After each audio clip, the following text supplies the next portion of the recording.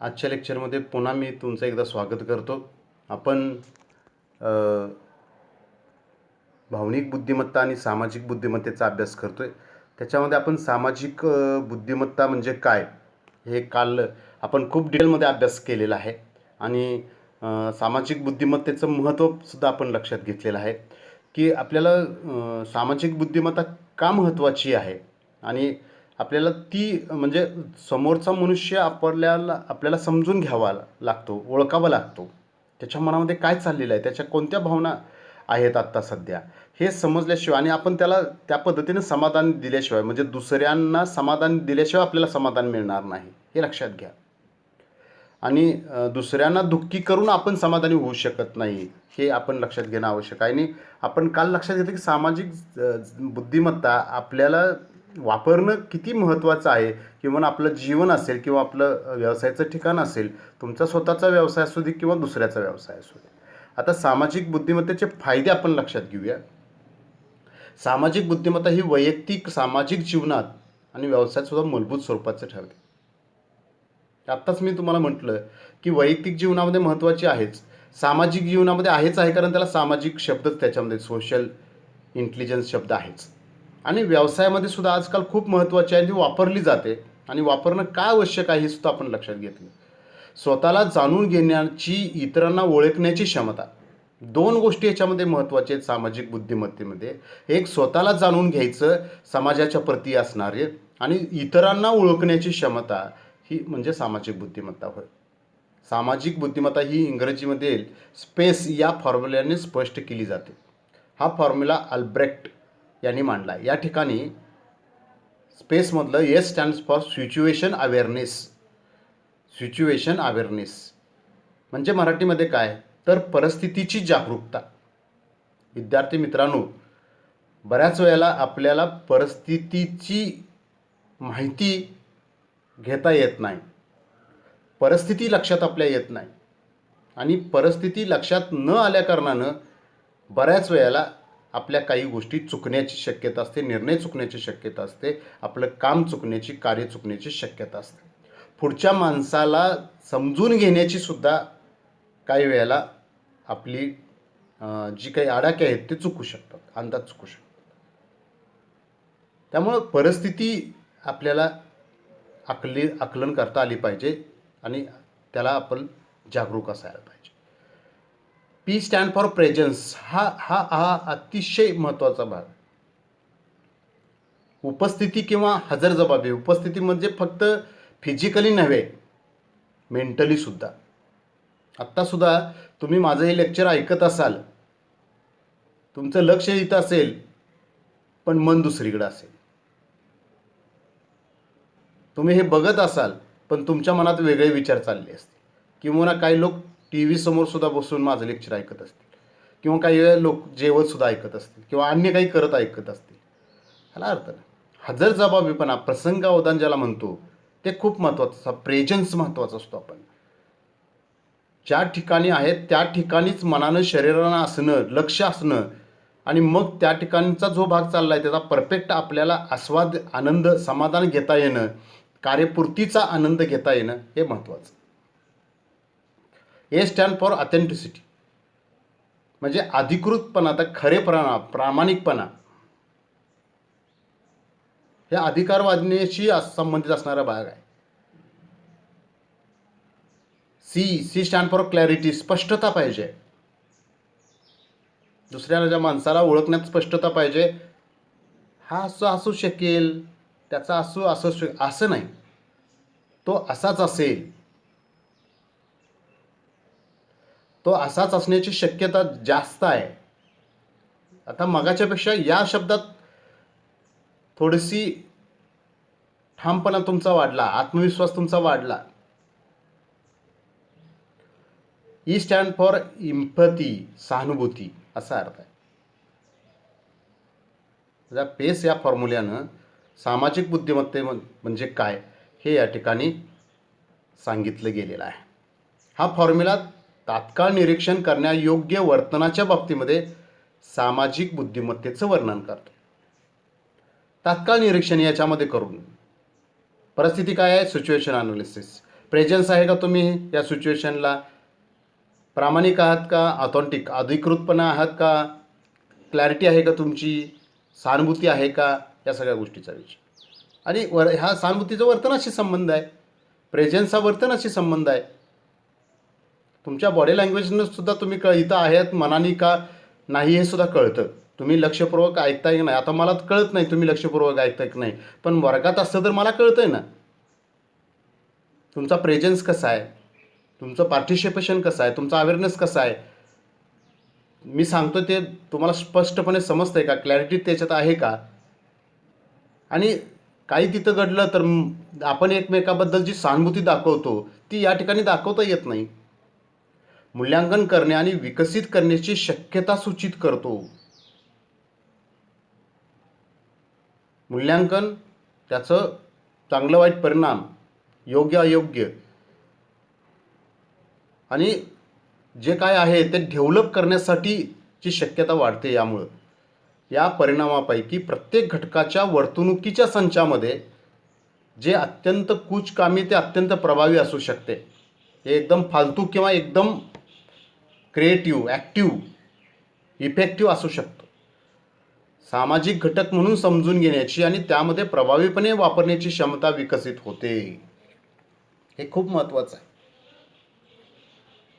तुम्हाला समाजाकडून काय अभिप्रेत आहे, अपेक्षित आहे आणि तुम्ही समाजाला काय देऊ शकता, हे याच्यामध्ये खूप महत्त्वाचं आहे.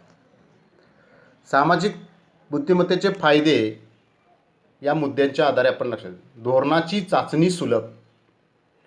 एखादी पॉलिसी लॉंग टर्म असतं, कार्यक्रम शॉर्ट टर्म असतो.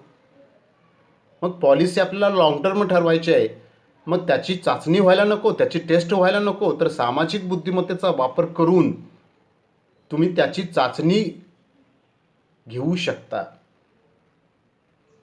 डिजिटल व्यवसाय म्हटलंय कारण आजकाल डिजिटलचं युग आहे.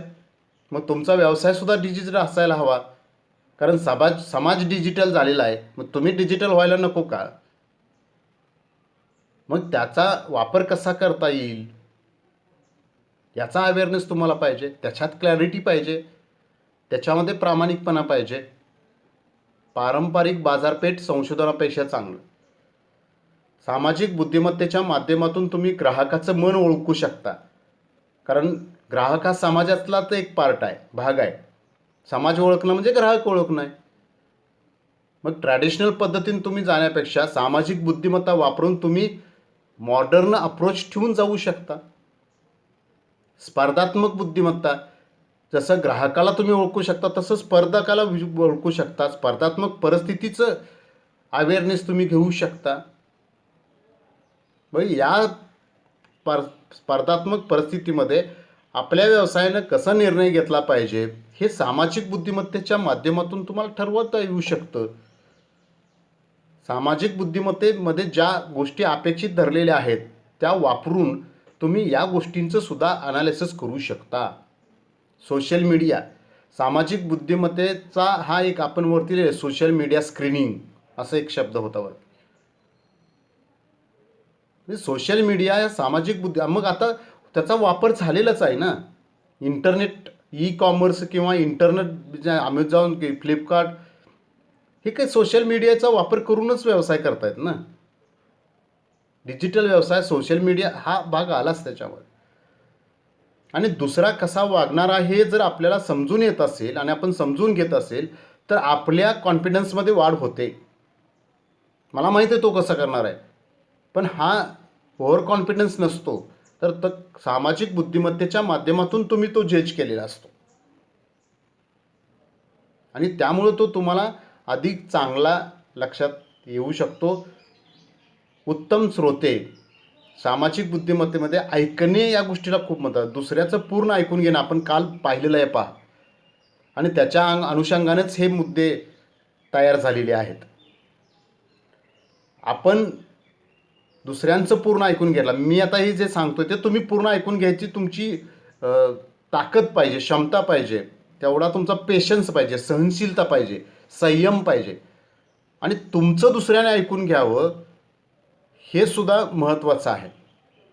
तशा पद्धतीनं त्या समोरच्या व्यक्तींना प्रिपेअर करणं हे खूप महत्त्वाचं आहे.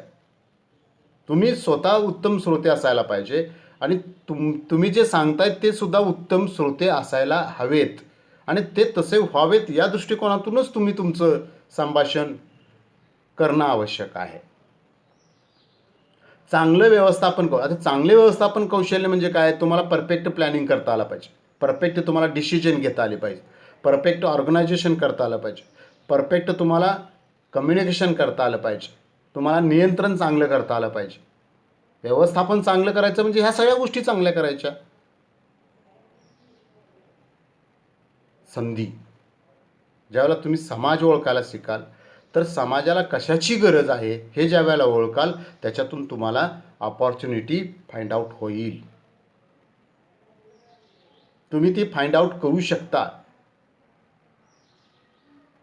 संधी शोधण्यासाठी आपलं विश्लेषणात्मक कौशल्य, आपली सूक्ष्म काय म्हणतो ॲनालिसिस मेथड महत्त्वाची आहे.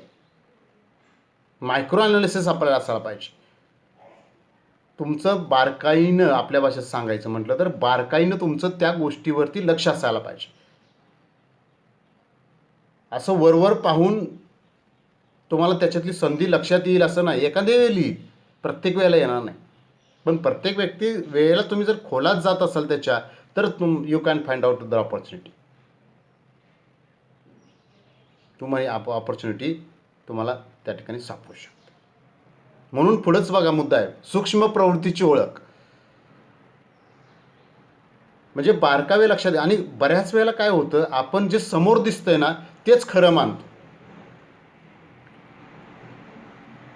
तुमचे डिसिजन तुम्ही तुमच्या फेस व्हॅल्यूवरून घेता, जे फेस समोर चेहरा दिसतो त्याच्यावर, पण ते त्या चेहऱ्याच्या पाठीमागं काही गोष्टी असतात की त्या इम्पॅक्ट करत असतात.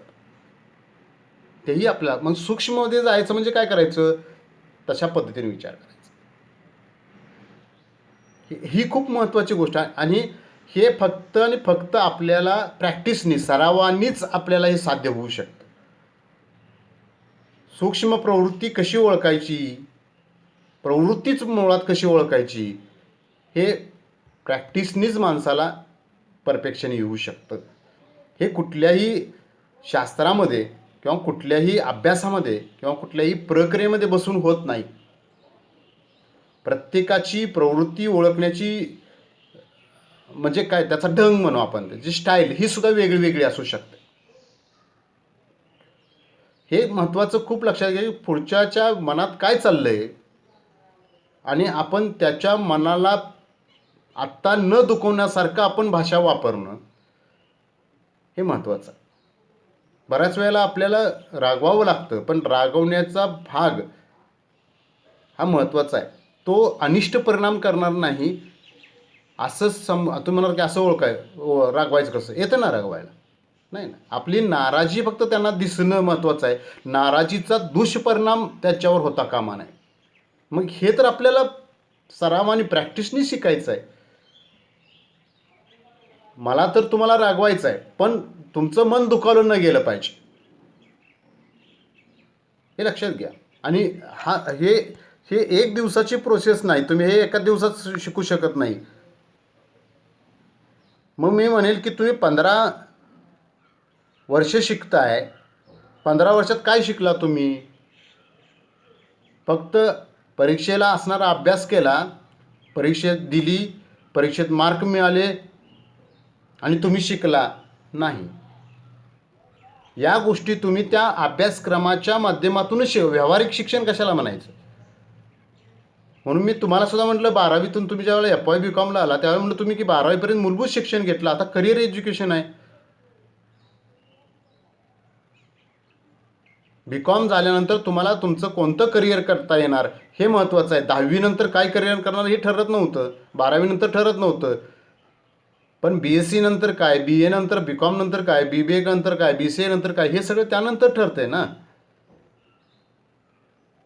विद्यार्थी मित्रांनो, या सगळ्या गोष्टी आपल्याला समजावून घेतल्या पाहिजेत. आपलीसुद्धा सामाजिक बुद्धिमत्ता रेज केली पाहिजे, वाढवली पाहिजे. आता याचे तोटे पण आपण बघणार आहेत, पण तोट्याला फारसं महत्त्व नसतं, आपण फायदे जास्त लक्षात घ्यायचे असतात. तोटे रिलीज करायचा, कमी करण्याचा प्रयत्न करायचा असतो. ठीक आहे विद्यार्थी मित्रांनो, आपण पुढच्या लेक्चरला आपण तोटे पाहू. तुम्ही माझे लेक्चर शांतपणे ऐकून घेतलं याच्याबद्दल मी तुमचं मनपूर्वक आभार व्यक्त करतो.